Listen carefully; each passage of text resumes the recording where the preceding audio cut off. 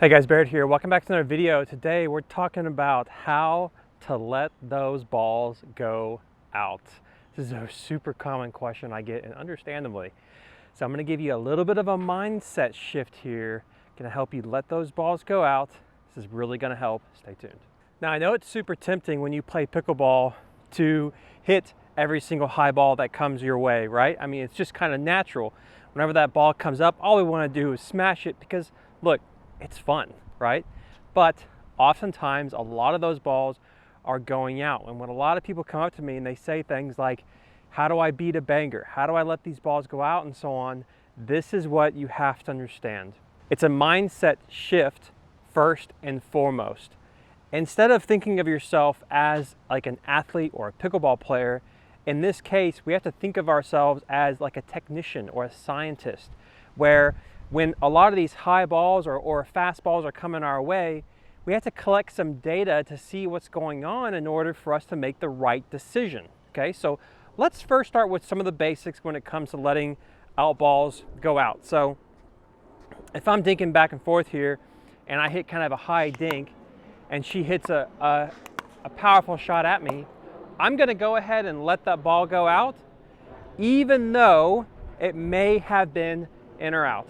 I'm just gonna go ahead and let that go so that I just kind of see what happens, right? Now, the ball kind of went probably around a little bit below my shoulder and the ball was clearly in. Okay, now we do have some wind here, but the ball was definitely in. Okay, so now I know, again, coming at it from this data collection perspective, now I know that when Linda hits shots that are below my shoulder, that are below the net, it's probably gonna be in. It was a little bit off pace too. So now I'm thinking to myself, okay, now I have to hit those shots. Okay, let's keep going here and see if we can collect some more data. Nice, okay, that ball was out. Now that ball had way more pace on it, but it was at my shoulder. So far, we've got an off pace ball a bit below my shoulder that was in, and then we have a high pace ball that was at my shoulder that was clearly out. So that's good. Typically what you'll hear people say is shoulder high, let it fly. And that's really a good rule to start with here. So we've collected some data. Now let's talk about how we take this to the next level. Now that I know that Linda likes to hit shots at my shoulder line, and now that I know that a certain kind of pace will make the ball go out, now in order for me to stop instinctively hitting these shots, because I know they're going out, I have to be okay with letting the ball bounce in. And this is the key to this. This is the mindset shift that will change everything. You must be okay with letting them bounce in every now and then, okay? Because if you don't let them bounce in, then you're never gonna see them bounce out. And that's really the key. You have to be okay with letting them score a couple of points. Look, if you let 3 of them go out, but let one of them bounce in, you're still net positive. You're still good, right? But if you never let them bounce in and you're hitting these shots and they pop up and they slam it for the win, then you never even gave it a chance. It's very similar to the third shot. If you don't get it over, you're not even giving it a chance. In golf, if you putt it short all the time, you're not at least getting it in, like past the hole at all, okay? So that's what I'm gonna do here. So I'm just gonna experiment and let these balls fly by, okay?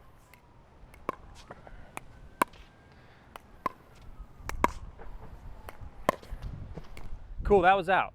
Now, that was also a little bit of the wind here, as you can see.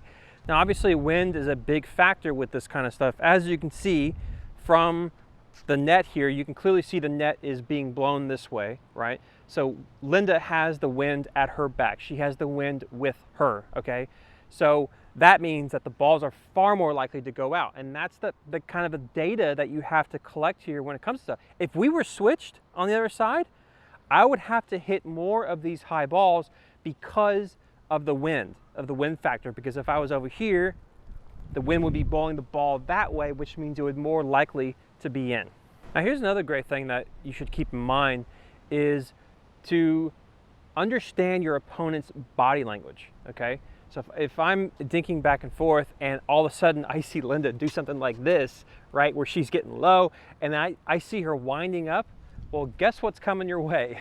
I know that sometimes a lot of these shots will come out of nowhere, there'll be a surprise, but if you're paying attention to the body language, then you're going to know ahead of time that a hard shot is coming your way. Okay, let me show you.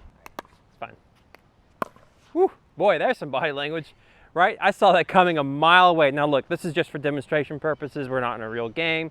So I mean, I'm showing it to you, so it was easy to predict, right? But this is the kind of mindset that you have to have here. You have to force yourself to let some of these balls go. You just got it. You have to start that process. If you're having trouble letting these shots go, you have to at least do it once to give yourself the feeling of what it's like to let them go.